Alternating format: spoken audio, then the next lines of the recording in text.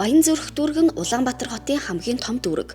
Хүн амын шилжилт хөдөлгөөн, нэгтршил ихтэй, томоохон зах худалдааны төвүүд олон байдгаас шалтгаалаад гэмтэрэг зөрчлийн гаралдаж жил ирэх бүр нэмэгдэж байна. Тус дүүрэг нь 43 хороотой. 2023 оны байдлаар нийт 436 мянган хүн амтай буюу Улаанбаатар хотын нийт иргэдийн 40 орчим хувь нь тус дүүрэгт амьдарч байна. 2024 оны эхний 8 сарын байдлаар тус дүүргийн цагдаагийн газарт гэмт хэргийн шинжтэй 15276 гомдол мэдээлэл бүртгэгдэж, үүнээс 10410 гомдол мэдээлэлд хэрэг бүртгэлтийн хэрэг нээжээ.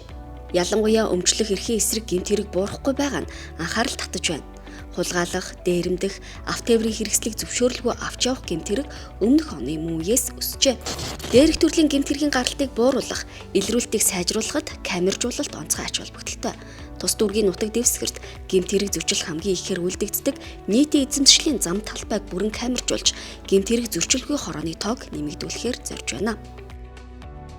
За гэмт хэрэг зөрчлөөс урьдчилан сэргийлэх, гэмт хэрэгтэй тэмцэх нэгэн чухал арга хэрэгсэл бол камержуулалт, камерын хяналтын нэгдсэн систем юм. За манай Баянзүрх дүүргийн хувьд хүн ам олноор суурьшсан зам мөн томоохон худалдааны төвүүд байдгаар онцлогтой тухайлбал Дүнжин гаруй, за мөн Нарантуул, Дааг хүрээ Сандэ гэх мэтчлэн худалдааны төвүүд ихээр байдаг.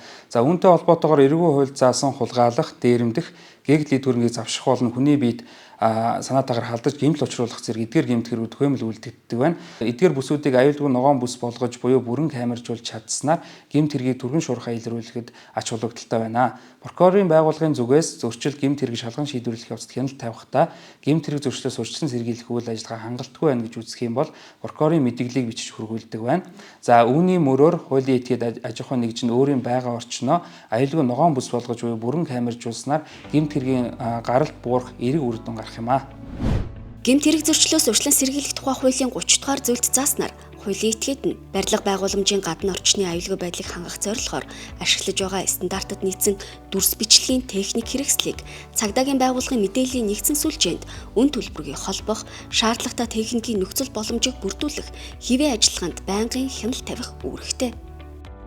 За энэ онд жишээлбэл халаасны хулгайн гэмт хэрэг эхний 7 сарын байдлаар 592-ийг бүртгэснээс за яг камерын хяналтаар бол 80% буюу 480-ыг нь бол илрүүлчихэд байгаа. За ер нь бол өмчлөг эсрэг гэмт хэрэг буюу эргүү хуулийн тусгай анги 17-ыг заасан халаасны хулгай, тээврийн хэслийн зүйл анги хулгайлах гэмт хэргүүдийг камерын хяналтаар бол бүрэн илрүүлж байгаа. Манай Баянзүрх цагдаагийн газар хэмжээнд за 43 хороос 20 хороог нь ер нь бол камержуулъя гэд ногоон бүс болгоё гэд төрийн 34, за хувийн 665 аж ахуйн нэгжтэй хамтраад мөн дээрээс нь Баянзүрхийн прокурорын газрын прокурортойгоо албаагч нар маань ингээ хамтраад багт ороод ингээд камержуулах ажлыг явагдаад нийт шинээр 592 камер, за камер ажиллаж байгаа гэсэн урьдчилан сэргийлэх самбарыг 480-ыг сойрлуулад ингээ ажиллаж байна. Аж ахуйн нэгжүүд теле хяналтын системийн техникийн өрөөний шаардлага MNS 6423 2019 стандартын дагуу дүрс бичлэгийг 30 хоногоос багагүй хугацаанд хадгалах, дуу дүрсний өндөр чанартай камер суйрлуулах үүрэгтэй. Нийслэлийн хэмжээнд зохион байгуулагдаж буй ногоон бүс аянд тус дүүргийн иргэд аж ахуйн нэгж байгууллагууд идэвхтэй оролцож, өөрсдийн хөрөнгөөр нийтийн эзэмшлийн зам талбайг камержуулжээ. За Баянзүрх дүүргийн 40-р хороо нийтдээ 45 га талбайтай, 45 га талбайд нийтдээ манайх 162 аж ахуйн нэгжтэй. Гэхдээ энэ 162 аж ахуйн нэгжээс эхний ээлжинд одоогийн байдлаар бол 28 аж ахуйн нэгжтэй хамтарч ажиллаад нийтдээ 30 байршил 70 гаруй камерыг одоо нийтийн эзэмшлийн талбаар харуулад нийтийн эзэмшлийнхаа хар бүс буюу одоо гэмт хэрэг зөрчил, элдвэн одоо бүлэг өгнөрөл архитан согтууруулал болоод бусад одоо гэмт хэрэг зөрчил гардаг энэ талбайдаа ингээд хянах одоо иргэдийн аюулгүй тайван орчныг бүрдүүлэхийн төлөө ингээд ажиллаж байна. За Kaido Mall Entertainment өөр өдөрт ерөнхийдөө 1000-аас 2000 хүн тогтмол үйлчлүүлдэг. Тэр утгаараа манай байгууллага нь Баянзүрх дүүргийн цагдаагийн алба болон прокурорын албатай хамтраад камержуулалт бол нэмэлтээр бид нар хийлгсэн байгаа. Дотоодоо бид нар 30 камертай, гадаа гэх юм бол бид нар 10 гаруй камертай үйл ажиллагаагаа явуулж байгаа.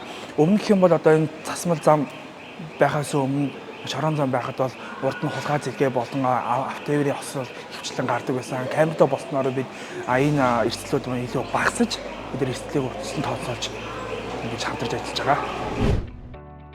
Прокуророос гэмт хэрэг зөрчил гарахад нөлөөлсөн шалтгаан нөхцөлийг арилгуулах мэдээлэл өчтгөө. Мэдээллийг хүлээн авсан байгууллага албан тушаалтан тухайн зөрчил гэмт хэргийн шалтгаан нөхцөлийг арилгах арга хэмжээ авч 1 сарын дотор хариу мэдэгдэх үүрэгтэй юм а.